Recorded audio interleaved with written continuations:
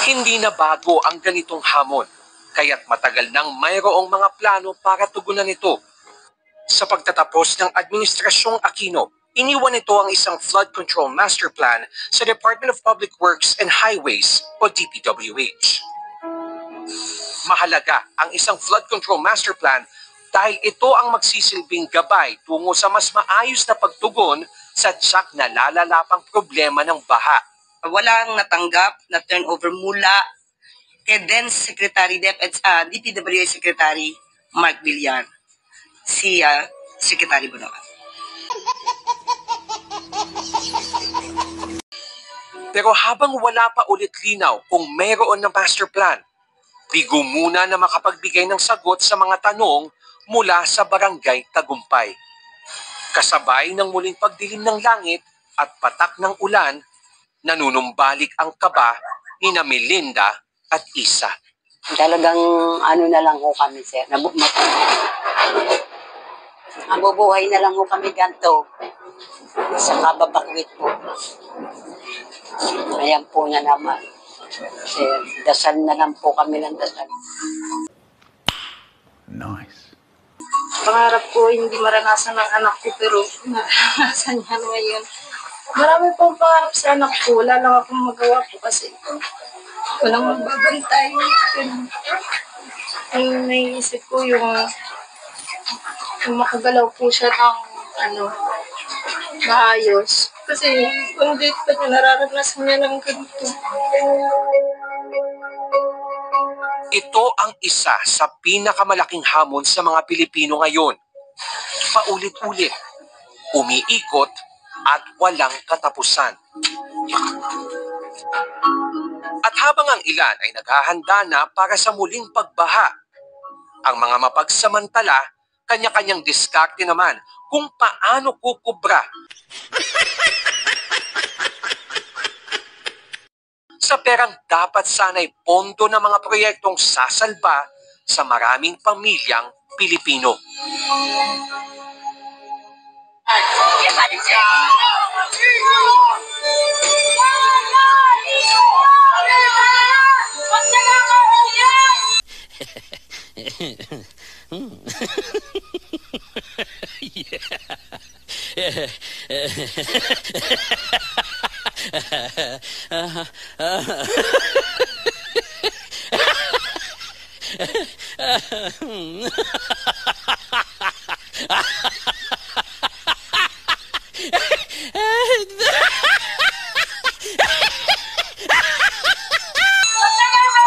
Sabi nila dapat tanggapin namin ang realidad na dapat kaming magbayad sa mga pambabatas. Gunggong! Barinig kita sa mukha eh! Ito, kahayupan na ito. Hindi tao itong mga taon.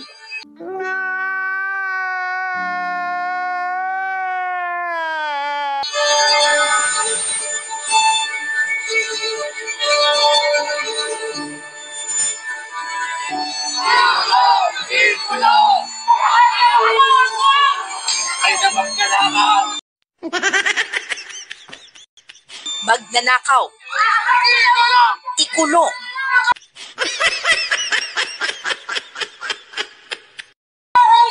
kurakot.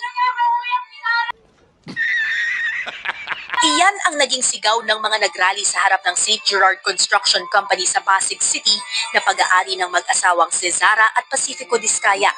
Maliit na salamin sa namumuong galit ng maraming Pilipino ngayon sa mga nadidiskubreng anomalya sa paggamit ng pera ng taong bayan.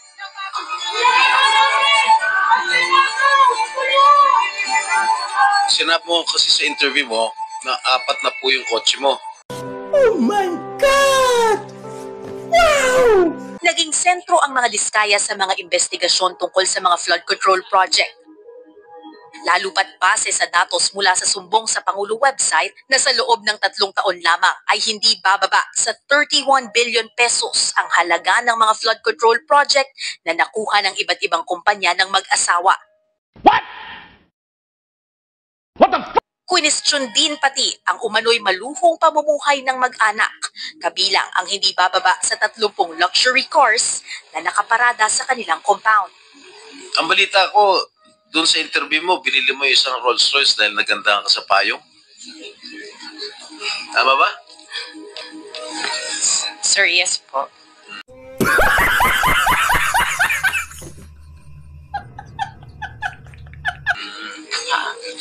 Samantalang, ilan yung luxury cars mo? Nasa 28 po. 28? Opo. Gunggong! Barinig kita sa mukha eh! My God. And you bought that from the taxpayers' money?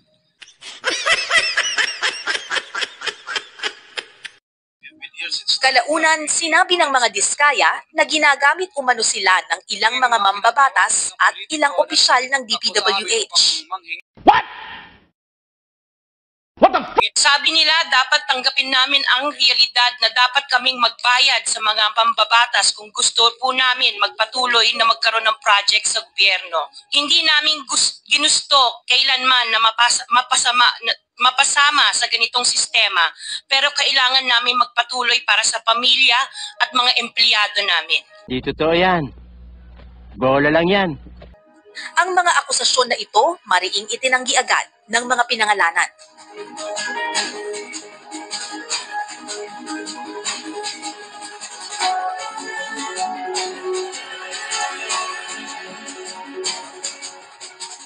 Hawak na mga mambabatas na sa pag-amin ng mga diskaya sa umano'y sabwata nila kasama ng mga mambabatas. Pero nung nakita mga maleta nila ron na dun sa office nila, talagang nakalinyang mga maleta. Mga hand-carry maleta na yun daw ang lagayan ng pera para sa mga congressman. Maximum daw nun 100 million. Damn! Ang sabi pa nga niya sa akin, magpakilala ka sa akin ng Kong, meron ka sa akin. Gusto niyang makuha lahat yung yung mga projects ng congressman. Ayon kay Bobby, ang ganitong transaksyon nagsisimulaan niya hindi sa pagbuo ng budget, pero sa panahon pa lang ng pangangampanya at halalan. Once na nagbigay ka na sa, parang namuhunan ka na ron sa election Yung campaign donation mo ron yun yung puhunan mo Ang bibigay sa'yo nung binigyan mo is project. Assured meron kang project. At yung project mo protektado. Pero bakit nga ba sa listahan ng flood control programs mula 2022 hanggang 2025, ang mga diskaya ang may pinakamaraming proyekto?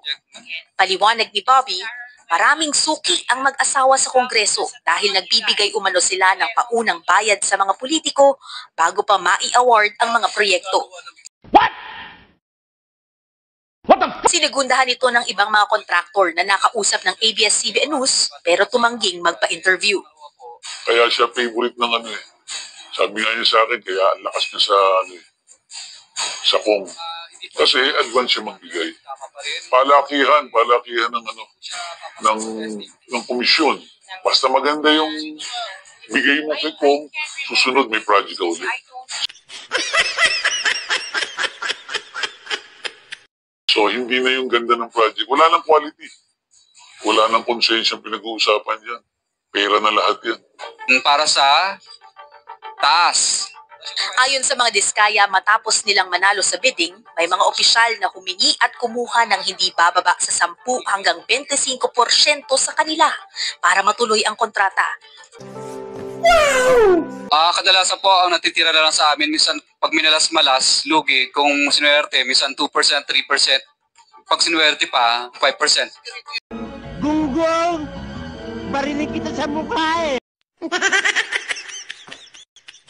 Bagay na pinabulaanan ng dating kontraktor na nakatrabaho ng mga diskaya.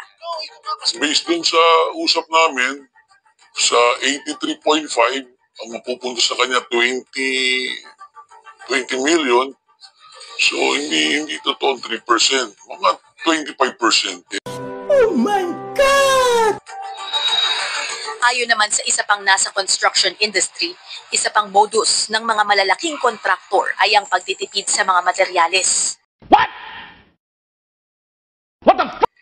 Nakatrabaho din ni Joey ang mga diskaya dati. Sabi nila, sa Shipel Mall, may problema. Mag-picture lang tayo ng dalawa na ibabaw na 6 meter. Yung ipaputulin na natin sa tray. Sabi ko, tika po, yung po ang pinaka-pundasyon ng project. Hindi po maaari naputulin yun. Kung maaaring habaan pa natin kasi malakas ng tubig yan, doon na po yun. Natigil yung usapan.